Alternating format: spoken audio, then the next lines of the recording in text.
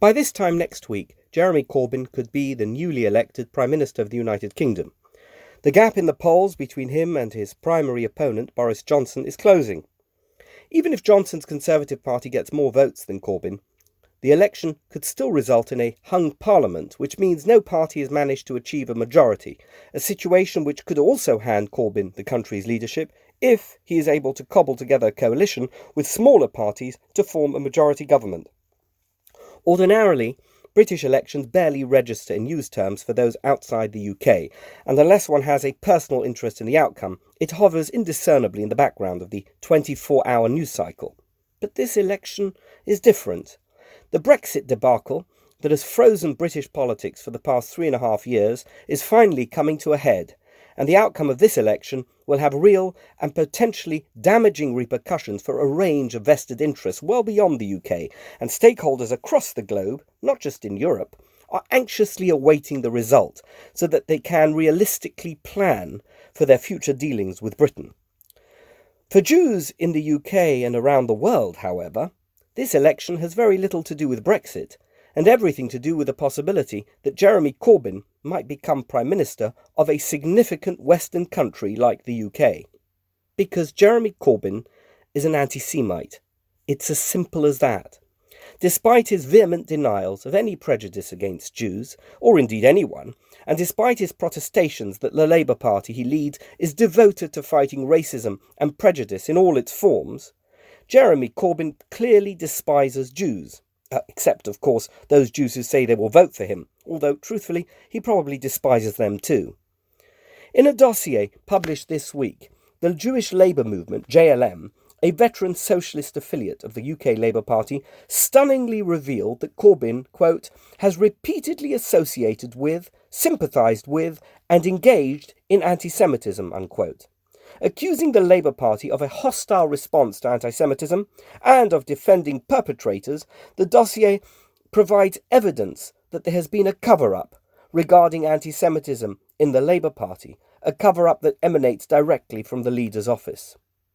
An anonymous former member of Corbyn's inner team told JLM that when anyone demanded for former London Mayor Ken Livingstone to be excluded from Labour for his anti-Semitic comments, they were accused of being part of a, quote, Jewish conspiracy, unquote, and of being engaged in a political smear campaign.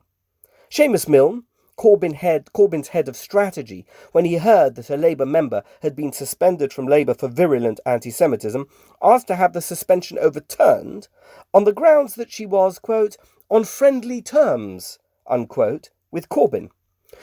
A former compliance officer also told JLM that cases of harrowing anti-Semitic abuse were routinely ignored by Corbyn's office. What strikes me most about Corbyn and the accusations of anti-Semitism is his insistent denials, as if we are all too stupid to interpret the evidence.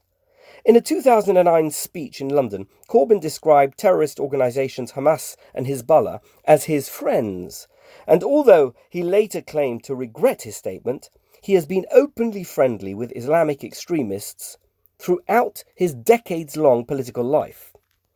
His assertions that one has to engage with those one disagrees with in order to facilitate solutions ring very hollow. I'm not aware that he has ever met with Benjamin Netanyahu, nor even representatives of Israel's Labour Party or mainstream peace camp activists at any stage of his political life.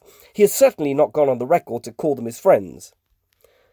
In 2012, Corbyn attended a conference in Qatar, which included 2 Palestinian militants recently released by Israel in exchange for a captured soldier. Abdul Aziz Umar, convicted in Israel for his role in a 2003 suicide bombing in Jerusalem in which 7 people were killed, and Hussam Badran, a former member of Hamas's military operations who planned suicide bombings which killed more than 100 people. Corbyn found their contributions at the conference, quote, fascinating and electrifying, unquote. The most insidious threats always come from people who deny that they pose any threat. If someone tells you how honest and straightforward they are, think twice before you invest any money with them. If someone tells you how easygoing they are, be aware that they are probably very sensitive and just watch your P's and Q's. The effort to lull people into a false sense of security is as old as history itself, and the archetype villain masquerading as an upstanding person is none other than Laban, uncle and father-in-law of Jacob, whose duplicity is recorded in Parshat Vayeitzei. After Jacob completes 7 years of working for Laban in return for his daughter Rachel's hand in marriage, in an act of extraordinary deceit, Laban decides to give Jacob his other daughter Leah instead. But when he is confronted by Jacob, instead of admitting he is wrong, he simply dismisses the accusation as unfounded. Quote, "This is the way we do things here.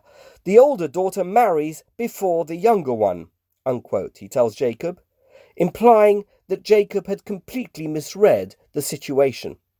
Rather than acknowledging his misdeed and apologizing, Laban pretends that his contemptible behavior had been misunderstood and protests his innocence. At Seder night on Passover, we recall Laban's attempt to destroy the Jewish nation, which seems rather strange if one considers that the purpose of the night is to record the genocidal intent of Pharaoh and Egypt many hundreds of years later. One explanation is that on a night devoted to Jewish survival, we should not just be focusing on obvious enemies like Pharaoh, but also on deceptive enemies like Laban, who act against us while insisting they are our friends, with only our best interests at heart. Jeremy Corbyn, should he ever become Prime Minister, will undoubtedly continue to maintain that he loves Jews and is doing everything in his power to prevent anything bad from happening to the Jewish community. But like Laban before him, he is not to be trusted. Let us just pray that he never gets into Downing Street.